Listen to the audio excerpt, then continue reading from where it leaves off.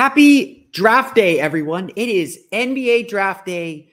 All the questions, all the answers are right at our fingertips. And assuming this podcast, which will be published at 7 a.m. on June 22nd, is still relevant, we have all the options ahead of the Orlando Magic.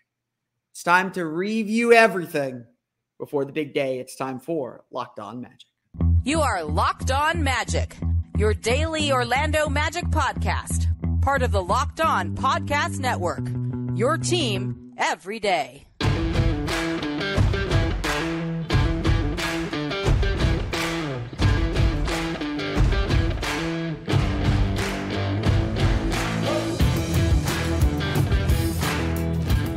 And you are indeed Locked On Magic. Today is June 22nd, 2023. My name is Philip Rossman. I'm the expert insight editor over at OrlandoMagicDaily.com. Of course, follow me on Twitter at PhilipRR_OMD. On today's episode of Locked On Magic, all the options ahead of the Orlando Magic at 6, at 11, and the second round too. We won't forget about pick number 36 like we've been doing this entire month. We'll get to all that, recap where the Magic stand, what the Magic should be thinking, and who the Magic are looking at coming up here in just a moment. But first, we want to thank you again for making Locked On Magic part of your day every day, no matter when you listen to us, whether it's first thing in the morning, whether it's right when we upload. We truly appreciate you making Locked On Magic part of your day every day. Remember, there's a great Locked On podcast covering every single team in the NBA. Just search for Locked On and the team you're looking for, the Locked On Podcast Network. It's your team every day.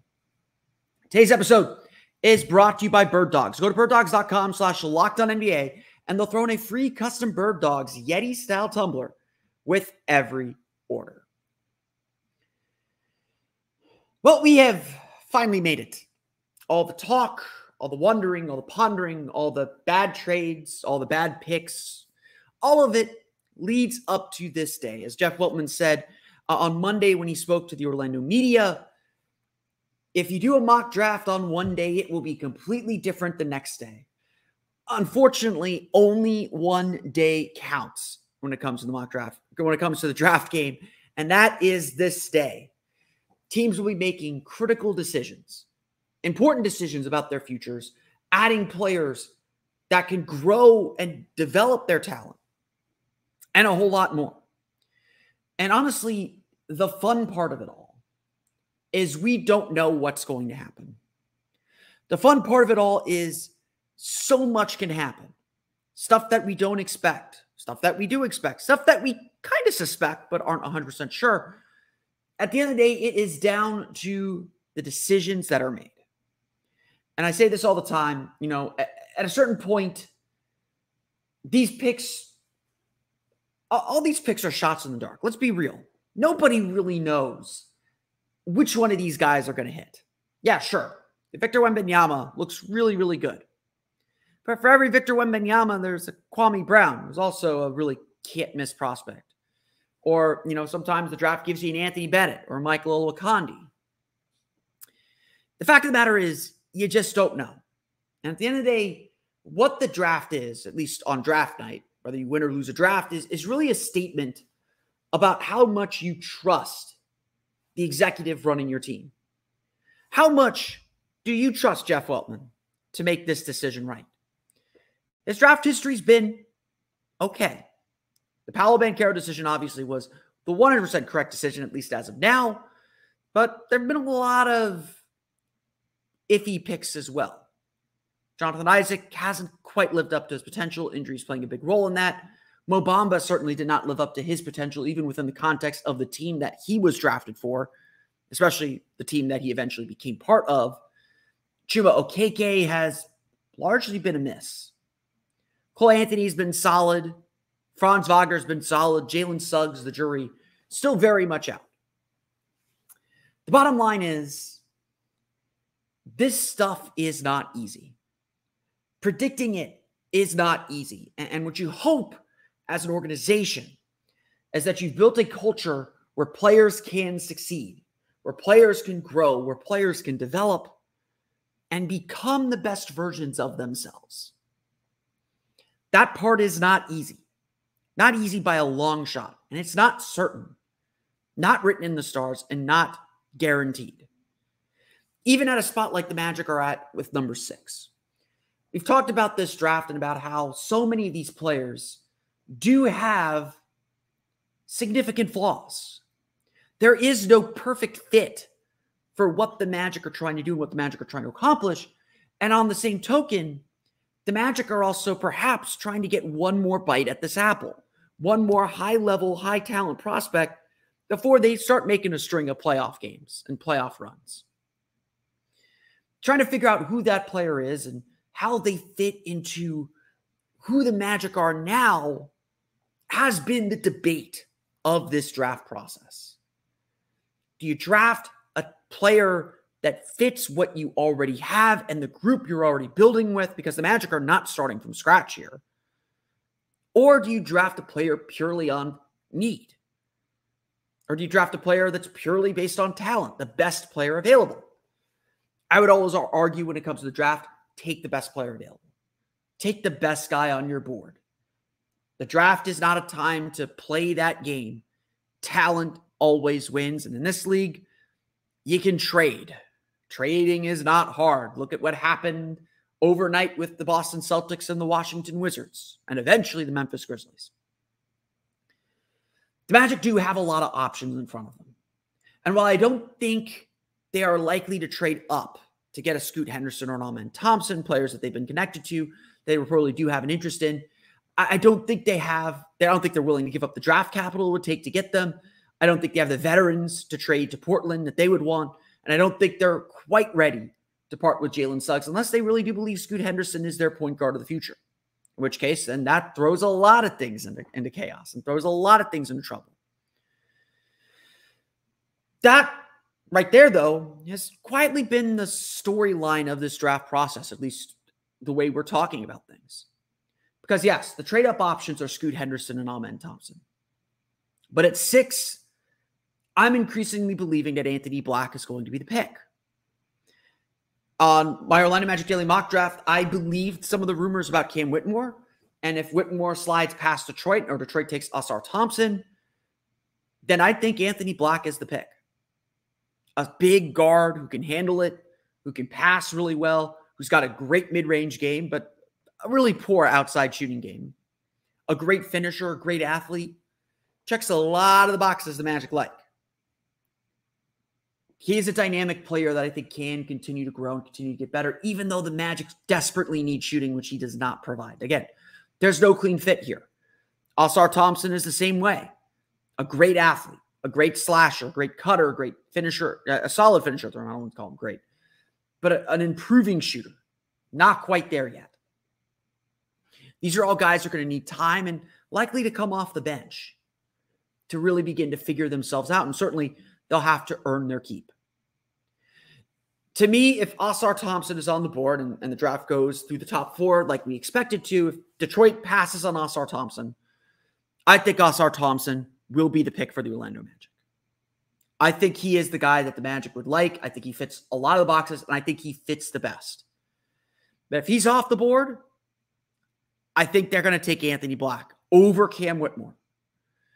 I think Whitmore, despite his athleticism, despite his size, despite his scoring ability, I think his kind of low energy play and somewhat his struggles to find a way to impact games outside of his scoring, I think the Magic aren't interested in that. Now, it's certainly possible that the Magic take Cam Whitmore with the intention of trading him. While everyone's been focused on the Magic trading up, I really do believe that there's a better chance the Magic trade down from 6 than trade up from 6, or trade 6 and 11 to move up from 6. I think the Magic are more interested in the prospects in that 8, 9, 10 range and believe that they can still get Anthony Black or Taylor Hendricks from UCF, the forward, great rim protector, great athlete, good end-to-end speed, solid defense on both the post and the perimeter. I believe they are more interested in players like that, in Black, in Kobe Buffkin, in Cason Wallace, and Taylor Hendricks, than they might be on taking that last big swing. Because really, if they want to take another big swing, there are options at 11. We'll get to them in a second. The point is, though, the Magic still have a chance to shape their future. With the 6th pick in this draft, the Magic do not need to hit a home run. A lot of their roster is set. A lot of the rules they want for next year, the things they want to see, are in place. And there's zero indication from this Magic front office that they want to cut corners. They want to skip steps. They want to accelerate this rebuild. Instead, it really does feel like they want to give all of their young players a chance to prove themselves yet again, a chance to grow and develop a little bit more. With that said, there's still a lot of work to do. And the Magic cannot and should not pass up on talent when it falls into their laps. Who that is, I don't know. I'm not going to pretend to know. I've given you what I think. I would, again, take Osar Thompson. If he's off the board, I would take Anthony Black. Or I would take Whitmore or Jarris Walker and try and entice a team below me to trade up. That's what I would do if I were the Magic. And that honestly makes the 11th pick all the more important. We'll go over the options and the questions for the Orlando Magic at the 11th pick coming up in just a moment. But first, it's time for a quick word from our friends over at Birddogs. You know, I went out to the golf course over the weekend, and I wore my Birddogs pants. It was, one of the first times I've worn my Birddogs shorts. I'm not a big shorts guy. I wear the Birddogs slacks. They're really, really comfortable, kind of stretchy fabric. You can pull them off as khakis at work. I wore them to work all the time. But I got to try the Birddogs shorts really for the first time out on the golf course. And look, I'm not saying that I got 2 pars for the first time in my life in a single round because I was wearing Birddog shorts, but I wasn't wearing Birddog shorts for any other golf round that I've done. So something must be right? Well, Birddogs is the stretch khaki shorts that are designed to fit slimmer through the thigh and give you a truly sculpted look. They do the exact same thing as Lululemon, but fit way, way better. They're better than regular shorts, which are made of stiff, restricting cotton. These give you the chance to move around, and more importantly, here in Florida, they give you the chance to breathe. The cloud knit fabric looks just like khaki, but stretches so you get a way slimmer fit without having to sacrifice movement. Plus, they use anti-stink sweat wicking fabric that keeps you cool, dry all day long. Go to birddogs.com/LockedOnNBA for a free Yeti-style tumbler with your order. That's birddogs.com/LockedOnNBA for a free Yeti-style tumbler. You won't want to take your Birddogs off. We promise you, no promises, that you will get 2 pars. That's good for me. That you'll do better on golf if you're wearing Birddogs, but it can't hurt. Before we move on and talk a little bit about the 11th pick, let's not forget that Thursday is the big day. We're talking all about the NBA draft. We've been talking about it all the time. Thursday is the big day. Don't miss the Locked On NBA Draft Live on Thursday night. Pick-by-pick analysis from our stable of local NBA hosts, national reaction from our NBA Big Board hosts, and live check-ins from inside the NBA Draft. Locked On NBA Draft Live starting at 7:30 p.m. Eastern Time today on the Locked On NBA YouTube page. The 6th pick presents a lot of opportunity.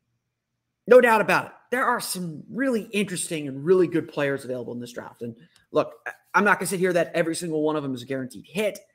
I think situation is going to matter. I think the player's attitude is going to matter. I think more than ever, Orlando's assessment of the character of the person they're bringing in is going to matter a whole lot more, because this is a situation where no rookie is guaranteed minutes in Orlando. No rookie is going to be guaranteed that full look. Everyone's going to have to fight and earn their keep.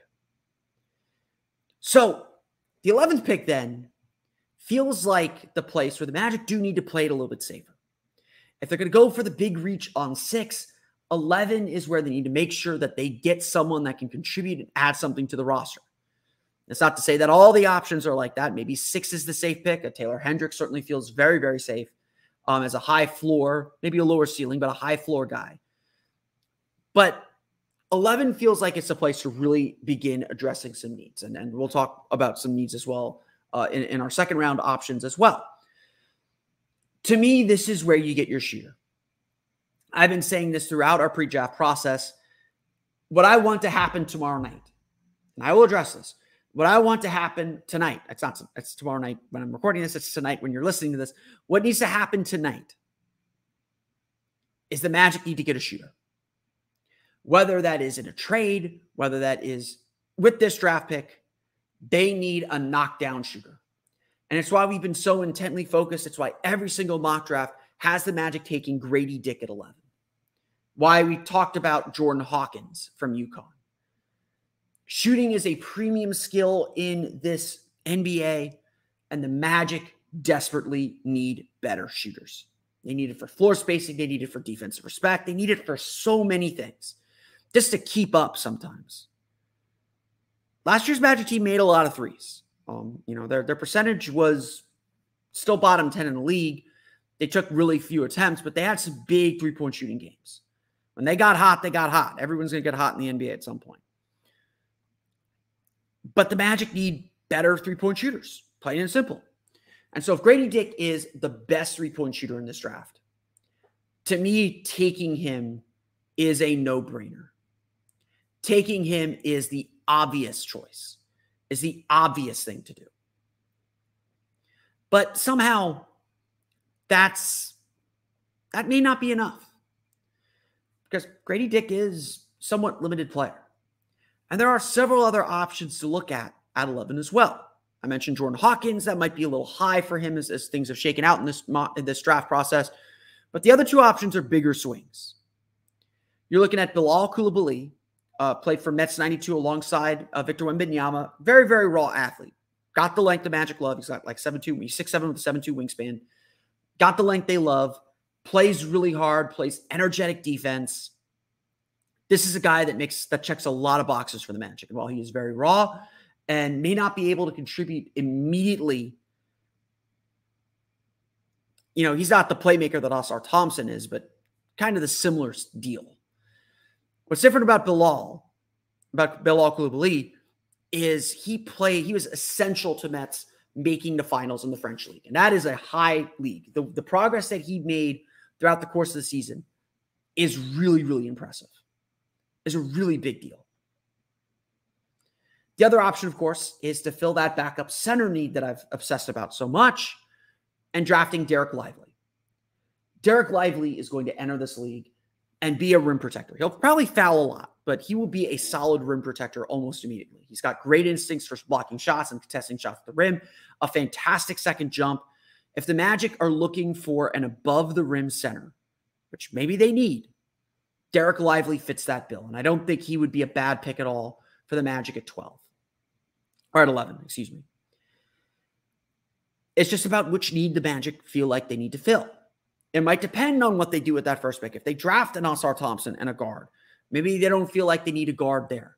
If they know what they're going to do in free agency and that they're going to be able to get shooting in free agency, whether that's a Max Strus, whether that's a perhaps Grant Williams, although I think Boston can't afford to let Grant Williams go now that they've traded Marcus Smart. Whether that's Lonnie Walker IV, perhaps, then maybe the Magic don't push the issue on shooting here. Having said that, if you had to ask me, again, shooting is just so important. I would take Grady Dick here. I would take Grady Dick and not think twice about it. Be laser focused on him. Make sure you get that one skill that is so important. Invest in that skill and take care of it. Like, I like Derek Lively a lot. This is the place to get Grady Dick. This is a place to just get it done. And I think that's the direction the Magic should go here. We've obsessed and talked about shooting so much. This is where to get it done. Obviously, this draft is an incomplete picture. This draft is not the end of the road. There are more opportunities to add players, whether it be by trade. And, if you take an Anthony Black, all of a sudden, your point guard situation looks a lot more questionable with Markelle Fultz and Cole Anthony now extension eligible and a rookie point guard on the roster, although Anthony Black can play both guard spots. A lot gets thrown up in the air if that's the investment that you're going to make. But those are the questions that this team has to start asking. This team has to get better. A lot of it's going to come internal, and Jeff Weltman has mentioned that, and that's essentially the call from the team again, is to level up one more time, to get better. And if you don't get better internally, the Magic have to be ready with options, because that clock with Paolo Banchero, as good as we think he can be, is indeed starting to tick. We will ultimately see what the Magic do with these two picks, and ultimately the impact and the effect that they are expected to have on this team. But these are big moments. This is a big day for everyone around the NBA, but this is a big day for the Magic to potentially add two quality players. Whether it's Ausar Thompson or Anthony Black or Taylor Hendricks or Grady Dick or Derek Lively or Bilal Coulibaly, these are all players that I believe can make an impact in this league. It's just about whether they will, and whether the Magic can put them in roles and in situations and develop them to a place that they can. When we come back, we'll finally talk about the pick you've all been waiting for me to talk about, the 36th pick in the draft, the Magic's second-round options, and why the Magic never used their second-round picks. We'll get to that coming up here in just a moment. But first, it's time for a quick word from our friends over at eBay Motors. For a championship team, it's all about making sure every player is a perfect fit. It's the same when it comes to your vehicle. Every part needs to fit just right. So the next time you need parts and accessories, head to eBay Motors. With eBay Guaranteed Fit, you can be sure every part you need fits right the first time around. Just add your ride to My Garage and look for the green check to know the part will fit or your money back. Because just like in sports, confidence is the name of the game when you shop on eBay Motors. And with more than 122 million parts to choose from, you'll be back in the game in no time. After all, it's easy to bring home a win when the right parts are guaranteed. Get the right parts, the right fit, and the right prices on ebaymotors.com. Let's ride. eBay Guaranteed Fit is only available to U.S. customers. Eligible items only. Exclusions apply. So I've gotten this comment a lot over the course of the last month, and I apologize that I am not addressing it until this day, this draft day, the final day I can talk about it. Everyone's asked me, what are the Magic going to do with the 36th pick in the draft? And part of me wants to say, like, look, it's not that important. In fact, under Jeff Weltman, the Magic have had a second-round pick 9 times. They've had 9 second-round picks entering draft day. 9 times with Jeff Weltman. He has traded 5 of them. Just let that sink in. He has traded 5 of his 9 second-round picks. Or 6 of the 9. Sorry, excuse me. I cut him short. 6 of the 9. And the reality is that second-round picks are really, really tough. But they're really, really valuable too, because they're really cost-controlled. They're kind of free shots in the dark. And when you hit, you really hit. It's a really big hit when you do. The fact of the matter is, Orlando is a franchise and a team that cannot continue to afford letting these opportunities slip away. At the same time, this is a loaded roster with a lot of young guys. I find it very hard to believe the Magic would bring in 3 rookies, that the Magic would draft 3 rookies and roster 3 rookies this year. That makes it tough to make those picks, and that's why Orlando, for the most part, has tried to kick these picks down the road. Just send it off another year. Even if it's a worse pick, just send it down another year. You don't lose the asset, but you don't use up the roster spot. Having said that, this is oddly a draft where I don't like the players in the late first round, but I really like the players that I think are going to be available in the early second round.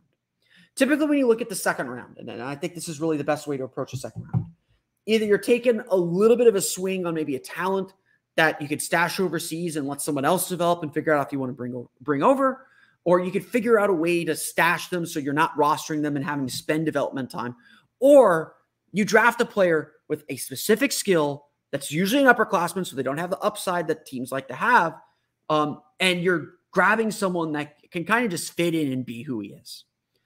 There are a lot of upperclassmen in this draft class that are worth looking at, especially, and this is like kind of the weird part, end of the first round, early second round, there are a lot of interesting shooting options. Let's start with a few of them. Ben Shepherd from Belmont is the first place I want to start. This kid is a shooter. If Jordan Hawkins and Grady Dick are two of the best shooters in this draft. And, Brandon Pozinski's in there somewhere. I think he's going to go in the first round. Shepherd is right up there with him. 18.8 points per game, 41.5% from beyond the arc. He's got progressively better through all 4 years at Belmont. That's important for a senior. Progression is a good thing. He's 6'5" with a 6'7" wingspan, so he's a little bit on the smaller side for what the Magic like, still a plus wingspan. But he's also a really good defender. He was one of the best defenders in the Missouri Valley Conference. And while he isn't super imposing, he's going to hold his own. And again, you're not looking for anything big there. He scored 25 points in 20 minutes during a scrimmage at the Combine, which is why he started getting a little bit more buzz. The big concern with him is whether that shooting will extend to the NBA. He shot only 68.4% from the foul line last year and 69.6% from the foul line for his career. If you watch his shot, it does look very repeatable. He's able to get his shot off quickly. He's able he's like automatic on standstill shots, on catch and shoot opportunities. He's not going to give you a whole lot more than that. He's going to defend his position well. He's going to hit catch and shoot threes. That's why he's in the second round. But he does a lot of really good things. And so I keep an eye on Ben Shepherd. Next guy I want to talk about is let's hit another shooter, Maxwell Lewis. Maxwell Lewis from Pepperdine. So these, again, kind of smaller conference guys, 6'7", solid defenders, all West Coast Conference last year. Averaged 17.1 points per game as a sophomore last year, starting all 31 games. Shot 34.8% from beyond the arc, 78.7% from the foul line, 79.1% in his 2 years at Pepperdine. He took 4.3 3-point attempts per game, made 1.5 of them. Not the shooter that Shepherd was in the college level, but he's also really, really good. I really like Maxwell Lewis's potential option in the second round. Has good size, a little, not the greatest defender in the world. You're looking at guys that are going to have some flaws, but again, these are guys that know their lane, that know exactly what they're good at.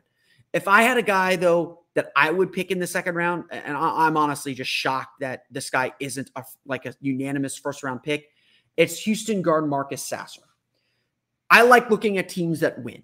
If you're part of a winning team, you know what it takes to win. You know how to do winning habits. Marcus Sasser was the lead guard for 2 Houston teams that were among the best in the country. He is a great spot-up shooter. He can get his own shot off the dribble. He's on the smaller side. He's 6'2", 6'7" wingspan, though. So he's got the positional length the Magic like.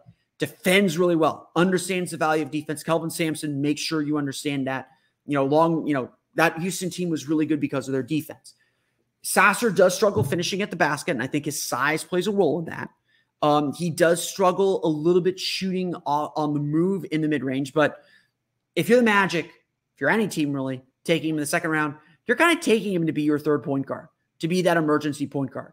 And look, I know the Magic's point guard room is crowded, but they do lack that third ball handler, that third kind of primary ball handler. If I had my druthers, I might pass on Anthony Black and go with Taylor Hendricks if Oscar Thompson's off the board, and then make sure I get Marcus Sasser in the second round. That way I'm kind of locked and loaded at that point guard spot. Sasser knows exactly what he is. He's going to take advantage of things the defense gives him. He's going to play hard. He's going to defend well. He knows what it takes to win. So I really, really like Marcus Sasser. He's honestly, I'm still shocked, again, and some of it is he's a senior. He's on the older side. He's 21, 22 years old. But he's going to come in and he's going to know exactly what he's supposed to do, and he's going to do it. That's great. You want that. The other guy I'd take a look at is Tristan Vukovic.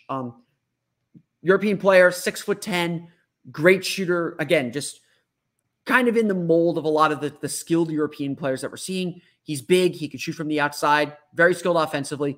Still learning the finer points of defense. Still learning the finer points of getting some strength and learning how to defend there. But again, shooting is such an important skill. I think you do have to look at Vukovic. He might be a guy that you stash overseas for a couple of years, see if he can continue to get better. But that's definitely a guy I would look at too. There are a lot of other options. Andre Jackson from UConn as well. Again, really energetic defender, really athletic player, not very skilled at the moment. I saw the tweet today that someone says someone's going to get Andre Jackson. Everyone's going to go, oh, that's a good pick.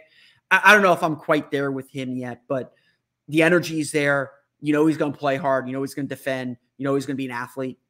Those guys, guys who play hard tend to stick around, and I like that about him as well. There are obviously a lot more second-round options. Like I said, I think Brandon Podziemski is going to be gone. I'm not a fan of Jamie Jaquez from UCLA. He's kind of a 6'8" low post player that I don't think the shooting's quite there for him. Trace Jackson Davis is an undersized center. I don't think he's an option. Big college guy. Had a bunch of triple doubles in college, but I don't think he has the size to hang in the NBA for the style of play unless he develops a more consistent 3-point shot. There's a lot of these guys out there like that. But I do have my list of second rounders, and I think we'll see. Maybe Kobe Jones from Xavier falls to the Magic. I'd really like him. I've had him as first round prospect for a while now. So you never know what's going to happen on Thursday. Maybe Derek Whitehead's there. Maybe no one wants to bite the bullet on Derek Whitehead.